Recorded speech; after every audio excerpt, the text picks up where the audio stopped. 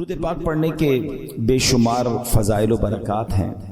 بہت ہی خوبصورت کتاب مکتبۃ المدینہ کی اربعین اطار، اس کی دوسری قسط صفحہ نمبر 11 میں حدیث پاک نمبر 11 ہے، من صلی علی او سأل لی الوسیلۃ حقت علیہ شفاعتی یوم القیامہ۔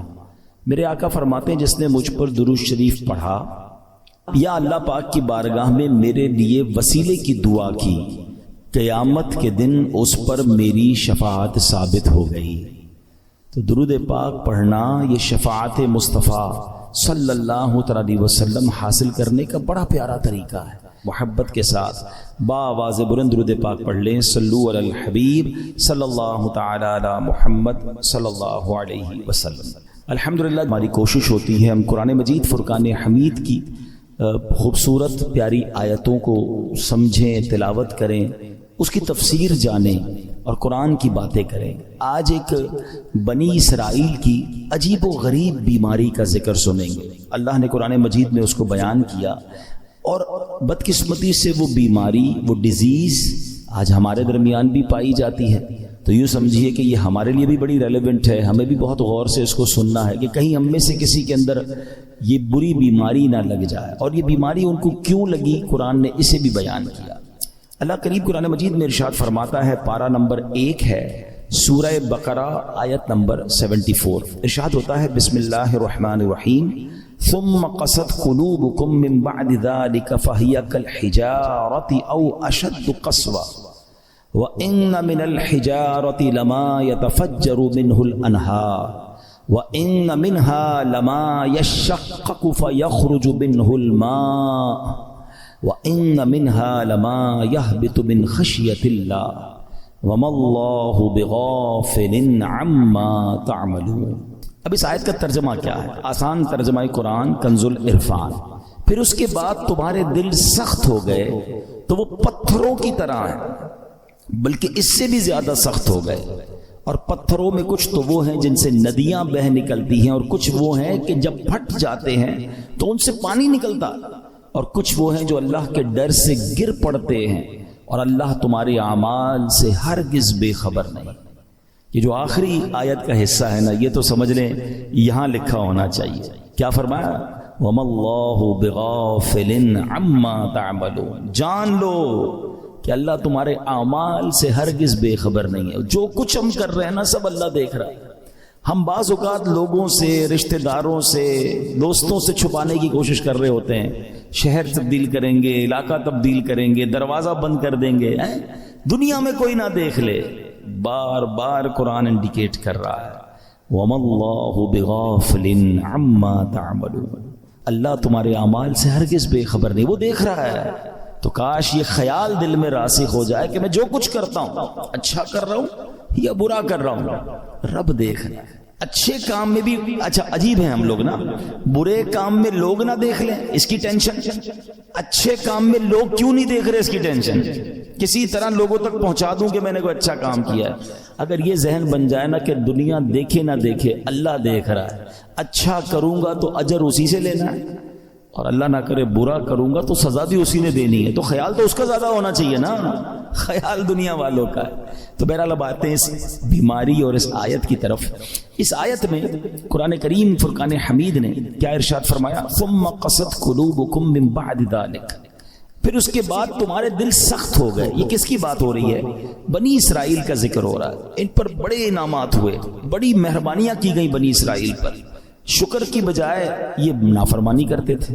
فرعون سے اللہ نے نجات دی، پھر انہوں نے ناشکری کی، تورات عطا کی، پھر ناشکری کی، بچڑے کی پوجا کی، اللہ نے اس پہ توبہ کی توفیق دے دی، پھر ناشکری کی، 70 افراد کو کوہ طور پر بلایا، انہوں نے پھر ناشکری کی، انہیں منو سلوہ عطا کیا، پھر ناشکری کی، انہیں قدرت کی نشانیاں دکھائیں، پھر ناشکری کی۔ اللہ پاک کی نافرمانیوں میں مصروف رہے، ایک کے بعد ایک نافرمانی، ایک کے بعد ایک گناہ کرتے رہے، یہاں تک کہ ان کے دل سخت ہو گئے۔ مگر اب قرآن کیا کہتا ہے؟ کتنے سخت ہوئے؟ فَهِيَ كَالْحِجَارَةِ، تو وہ پتھروں کی طرح ہو گئے۔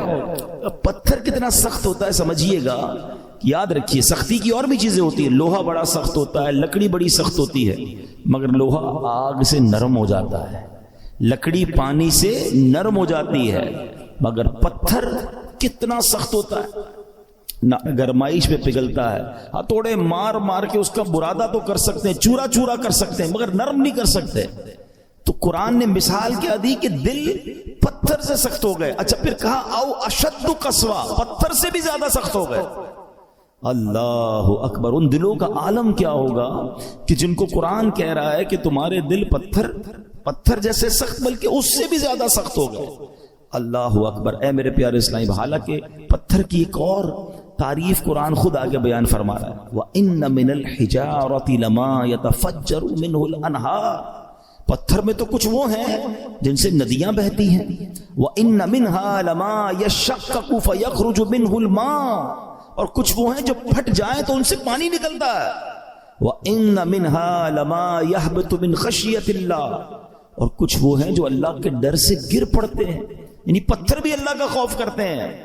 پھر فرمایا وَمَا اللَّهُ بِغَافِلٍ عَمَّا تَعْمَلُونَ. اور اللہ تمہارے اعمال سے ہرگز بے خبر نہیں. اب یہاں بڑی یونیک معلومات اسٹونز کے بارے میں, پتھر کے بارے میں قرآن نے کیا فرمایا, پتھر چاہے کتنے سخت ہوں اللہ کے نافرمان نہیں ہوتے, یہ بھی پھوٹ پڑتے ہیں, ان سے بھی چشمے جاری ہوتے ہیں, خوف خدا کے سبب بڑی بڑی چٹانیں, بڑے بڑے پتھر لڑک جاتے ہیں.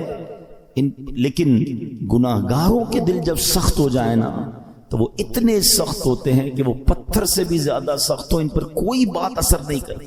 اللہ کا حکم سن کر یہ زیر نہیں ہوتے, عذاب کا تذکرہ سن لیں تو ان پر خوف طاری نہیں ہوتا, جنت کی نعمتوں کا سن لیں پھر بھی دل مائل نہیں ہوتا.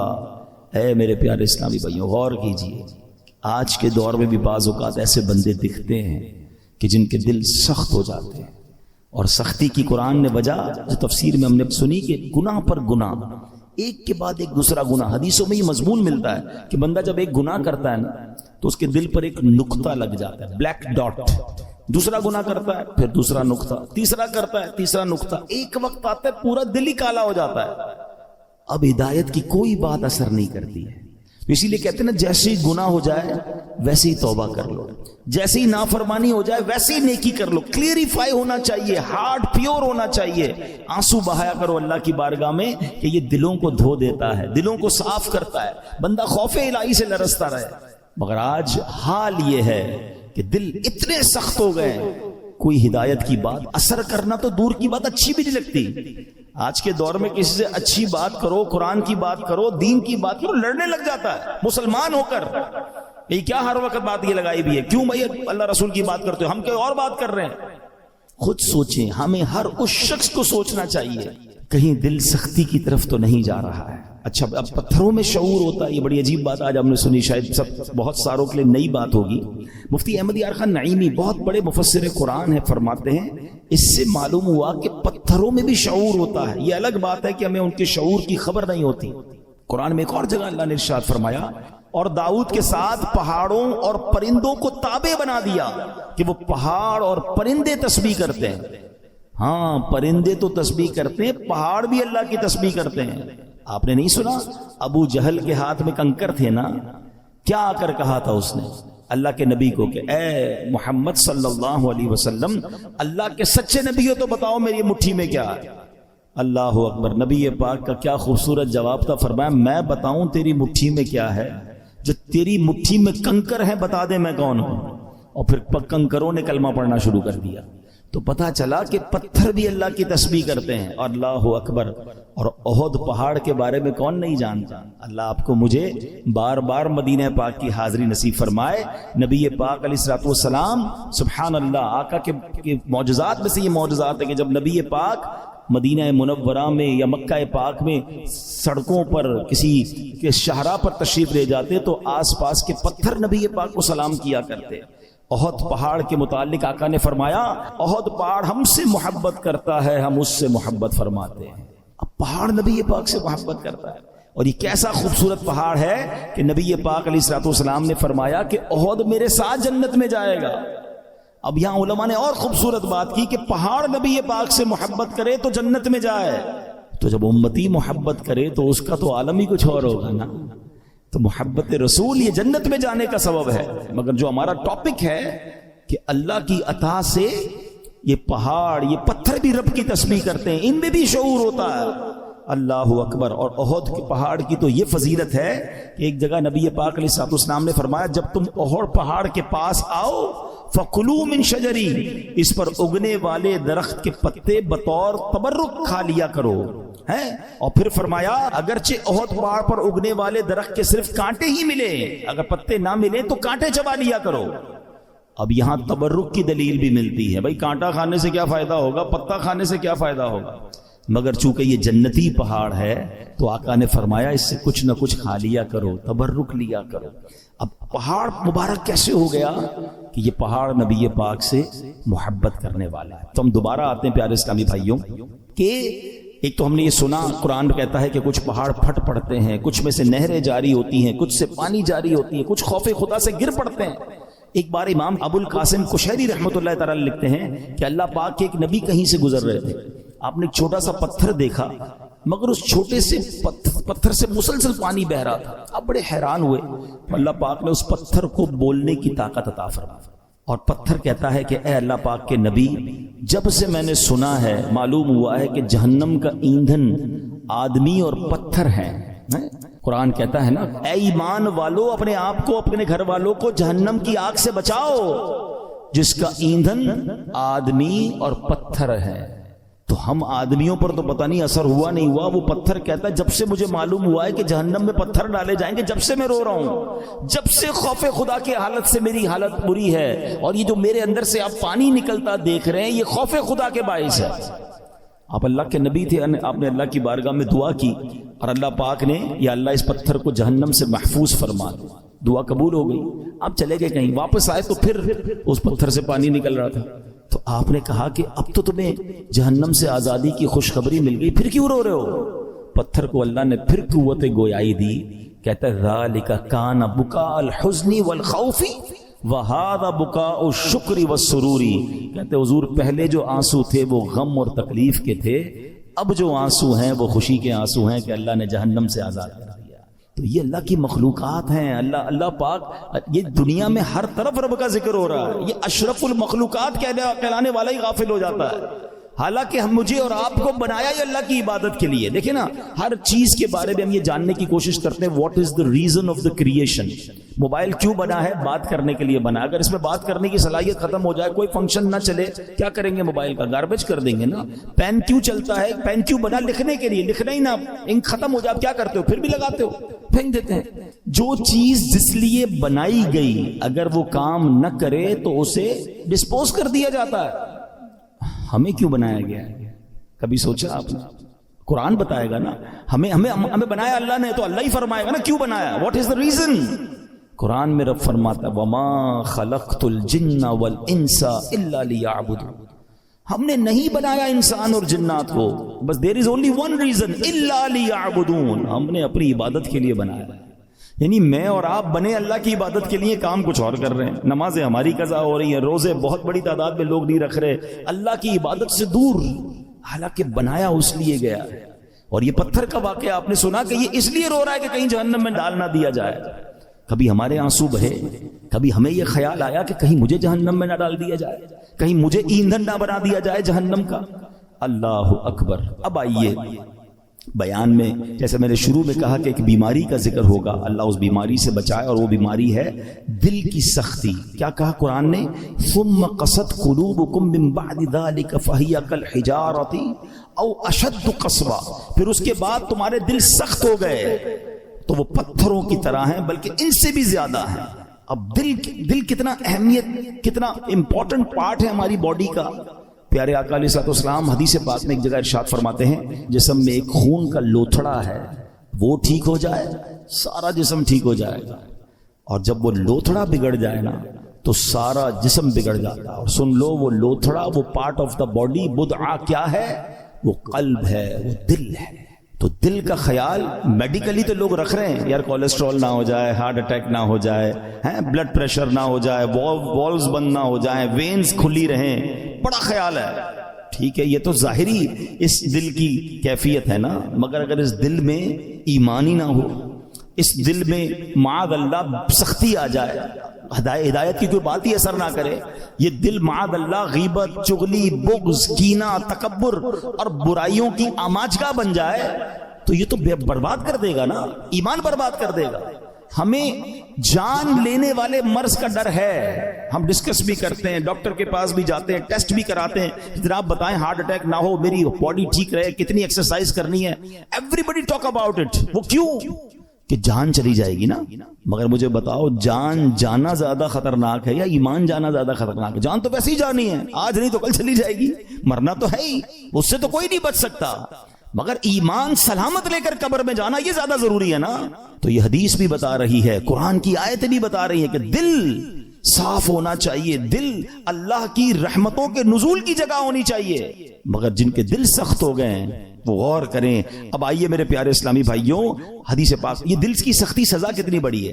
اللہ کے نبی علیہ الصلوۃ والسلام فرماتے، ترمذی شریف کی حدیث ہے، ان ابعد الناس من اللہ قلب القاسی، فرماتے سخت دل والا سب سے بڑھ کر اللہ سے دور ہے۔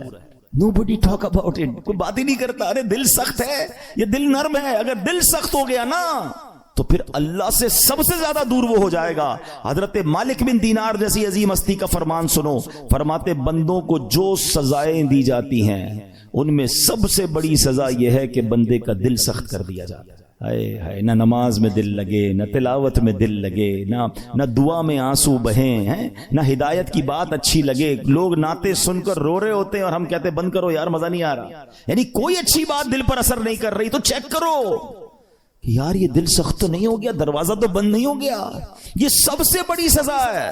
حضرت مالک بن دینار کہتے ہیں بندے کو جو سب سے بڑی سزا دی جاتی ہے وہ اس کا دل سخت ہو جاتا ہے۔ کسی مسلمان کو تکلیف میں دیکھ کر ہمیں تکلیف محسوس کیوں نہیں ہو رہی ہے؟ کوئی بیچارہ غریب پریشان ہے، اس کو دیکھ کر مجھے فیل کیوں نہیں ہو رہا؟ اگر ہو رہا ہے اللہ کا شکر ادا کریں، اگر مسجد میں آنے کو جی چاہتا ہے اللہ کا شکر ادا کریں، اور مسجد میں آ کر بھاگنے کو جی چاہتا ہے there is something wrong in your heart۔ اس سے بڑھ کر رحمتوں والی جگہ کون سی ہے؟ ہونا کیا چاہیے؟ اللہ کے گھر میں آؤں تو پیس، سکون، مزہ آ جائے، مگر کچھ لوگ مسجد میں آ کر بھی بے چین، آخر میں آئیں گے سب سے پہلے جانے کی کریں گے۔ خود سوچئے کیوں مجھے بے چینی ہوتی ہے؟ موبائل پر گھنٹوں بیٹھ جاؤں گا، دوست کے ساتھ چائے پینے گھنٹوں بیٹھ جاؤں گا، اللہ کے گھر میں مجھے تکلیف کیوں ہو رہی ہوتی ہے؟ جب تک بیماری کو ڈائگنوس نہیں کریں گے نا پھر حل نہیں ہوگا۔ آج میں آپ کو علاج بھی بتاؤں گا۔ اب آئیے دل کی سختی کے اسباب، واٹ از دا ریزن۔ نبی پاک علیہ الصلوۃ والسلام فرماتے ہیں ذکر اللہ کے علاوہ زیادہ کلام نہ کرو، بے شک زیادہ باتیں کرنا دل کو سخت کر دیتا ہے۔ یہ بہت جو بولتے رہتے ہیں نا، بہت بولتے رہتے ہیں، زیادہ باتیں نہیں، قلیل الکلام، اللہ کا ذکر کریں، تلاوت کریں، کم بولیں، کیونکہ زیادہ بولنے والا غلطیاں بھی زیادہ کرتا ہے نا، جھوٹ بھی نکل جائے گا، غیبت بھی نکل جائے گی، دل آزاری بھی ہو جائے گی، معاذ اللہ احساس نہیں ہوگا، علم نہیں ہوگا تو کلمہ کفر بھی نکل جائے گا۔ کم بولیں، سوچ کے بولیں۔ ایک جملہ سنا ہوگا آپ نے، پہلے تولو بعد میں بولو۔ ہم بول کے تول رہے ہوتے ہیں، پھر پچھتا رہے ہوتے ہیں، یار نہیں بولنا تھا، یار کیا بول دیا، یار مسئلہ ہو گیا، جھگڑا ہو۔ پہلے سوچ لیتے ہیں نا۔ آپ کے کسی بھی باڈی پارٹ کے گرد گارڈ نہیں بٹھائے گئے، یہ زبان ہے جس کو 32 گارڈ کا پہرا دیا گیا ہے، 32 دانت کے پیچھے زبان ہے نا، مگر جب یہ چلتی ہے سارے گارڈز پیچھے چھوڑ کر کسی کا دل توڑتی ہے، کسی کا سر پھوڑتی ہے، کسی کے خاندان برباد کر دیتی ہے۔ سوچئے زیادہ بولنا دل کو سخت کر دیتا ہے، یوں ہی زیادہ ہنسنے سے بھی دل سخت ہو جاتا ہے۔ حدیث پاک میں ہے ان کثرت الضحک تمیت القلب، بے شک زیادہ ہنسنا دل کو مردہ کر دیتا ہے۔ ہر وقت ہنسی مذاق، کچھ لوگ ہوتے ہیں جن کا کام یہی ہوتا ہے، ہر وقت نہیں ہوتا، کبھی کبھی مزاح کرنا اور ہے، مگر ہنسی مذاق میں بھی دل آزاری کی اجازت نہیں ہے نا۔ آپ مسکرانے والی بات کریں اچھی بات ہے، لیکن ہر وقت ایک ہی کام میں لگے ہوئے ہیں اور پھر جھوٹ بول بول کے ہنسا رہے ہیں، یہ دل کو مردہ کر دیتا ہے۔ اچھا پھر زیادہ کھانا، بالخصوص حرام حلال کی پرواہ کیے بغیر کھاتے چلے جانا، یہ بھی دل کو مردہ کر دیتا ہے۔ تو اللہ کرے کہ یہ بھی ہمیں سمجھ آ جائے۔ آپ جب بھی دیکھ لیں آپ زیادہ کھائیں گے، آپ کو عبادت کو جی نہیں چاہے گا، آپ کو نیند آنے لگے گی، سستی ہو جائے گی۔ رمضانوں میں لوگ زیادہ عبادت کرتے ہیں، جو کم کھاتے ہیں آپ دیکھیں وہ عبادت زیادہ کر رہے ہوں گے۔ تو کم کھانا، اور حرام سے تو پہلے ہی بچنا ہے، حلال ہی کھانا ہے۔ اور دل کو سب سے زیادہ جو نقصان دینے والی چیز ہے نا، موسٹ ڈینجرس، وہ ہے گناہ۔ گناہ کا جو سائیڈ ایفیکٹ ہے نا، جو گناہ چھوٹا ہو یا بڑا، جتنا بڑا گناہ ہوگا وہ اتنا دل کو افیکٹ کرے گا، مگر ہر گناہ دل کو ڈیمیج ضرور کرتا ہے، اس میں روحانیت کم کرتا ہے، اس کے اندر یوں سمجھیے برائی جیسے جیسے برائی کرتا جائے گا، پھر کچھ لوگوں کی کنٹینیو عادت ہوتی ہے برائی کی، وہ دل کو سخت کر دیتی ہے۔ تو اے میرے پیارے اسلامی بھائیوں، قرآن کیا کہتا ہے؟ بل ران علی قلوبہم ما کانوا یکسبون، بلکہ ان کے کمائے ہوئے اعمال نے ان کے دلوں پر زنگ چڑھا دیا۔ قرآن کہہ رہا ہے زنگ چڑھ جاتا ہے، اپنے ہی اعمال جو ہیں برے اعمال دلوں پر زنگ چڑھا دیتے ہیں۔ اب یہ تو ہو رہا ہے، ہم تو کر رہے ہیں، حل کیا ہے؟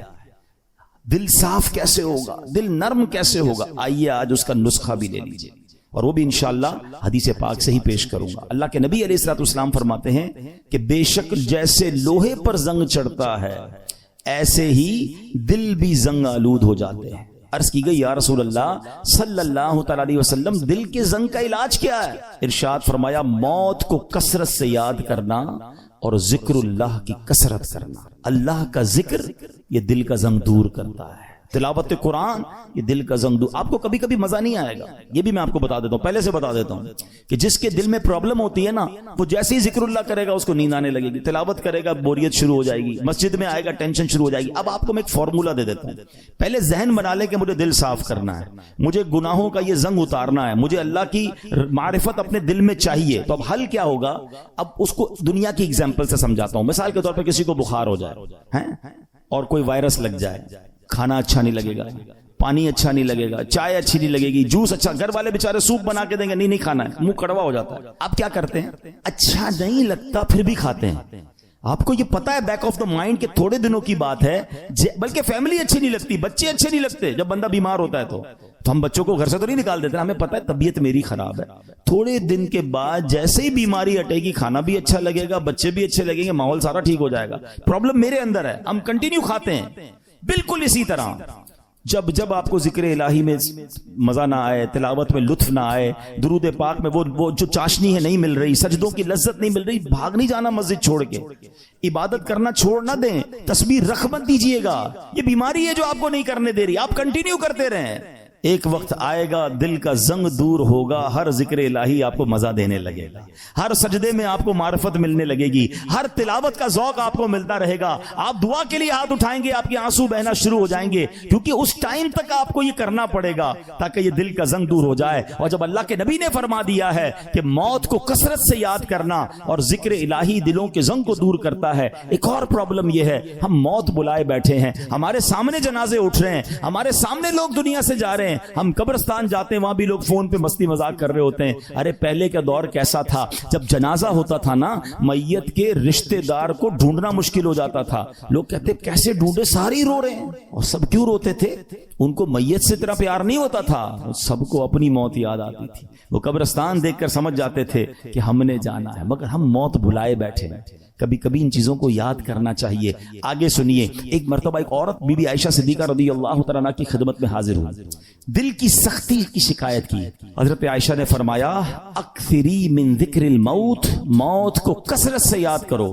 چند دن کے بعد وہ عورت آئی اور بی بی عائشہ کا شکریہ ادا کرتی ہیں، کہتی ہیں جب سے میں نے موت کو یاد کرنا شروع کیا یہ بات رنگ لائی ہے، میری دل کی سختی دور ہو گئی ہے۔ تو کاش ہمیں یاد آئے، کبھی کبھی ویسے ہی قبرستان چکر لگا لیا کریں، دعا پڑھنے چلے جائیں، اندازہ ہو کہ دیکھو کون کون چلا گیا، کسی کا بڑا محل تھا، کسی کا ڈیفنس میں بنگلہ تھا، ڈیفنس کے قبرستان ہی چلے جائیں تو ڈیفنس میں رہنے والے وہاں تدفین ہے نا۔ ایک اور چیز سمجھا کریں آپ، دنیا میں اور آپ ایک سیکوینس کے ذریعے آئے، پہلے میرے دادا آئے، پھر میرے والد آئے، پھر میں آیا، پھر میرے بچے آئے، پھر ان کے بچے، یہ سیکوینس ہے نا۔ دنیا سے جانے کی یہ سیکوینس ضروری نہیں ہے، ایسا نہیں ہو کہ دادا ہی پہلے جائیں گے، ابو ہی بعد میں جائیں گے، پھر میں جاؤں گا، نہیں، دادا دنیا میں ہوتا ہے پوتا چلا جاتا ہے، والد ہوتا ہے جوان بیٹا چلا جاتا ہے۔ آپ نے نہیں دیکھا قبرستان جائیں نا، 15 سال کے بچے کی بھی قبر ملے گی، 5 سال کے بچے کی قبر بھی ملے گی، 75 سال کے بوڑھے کی قبر بھی ملے گی۔ اٹ مینز میں بھی کبھی بھی جا سکتا ہوں۔ اچھا، ہم میں سے کئیوں کو قبرستان کی دعا یاد ہوگی، کتنی میننگ فل دعا ہے، مگر سمجھے تو نا کیا دعا ہے؟ السلام علیکم یا اہل القبور یغفر اللہ لنا ولکم وانتم سلفنا ونحن بالاثر۔ مشکات شریف حدیث کی دعا، پیارے آقا یہ دعا کیا کرتے، معنی کیا ہے؟ السلام علیکم یا اہل القبور، اے قبر والو تم پر سلامتی ہو۔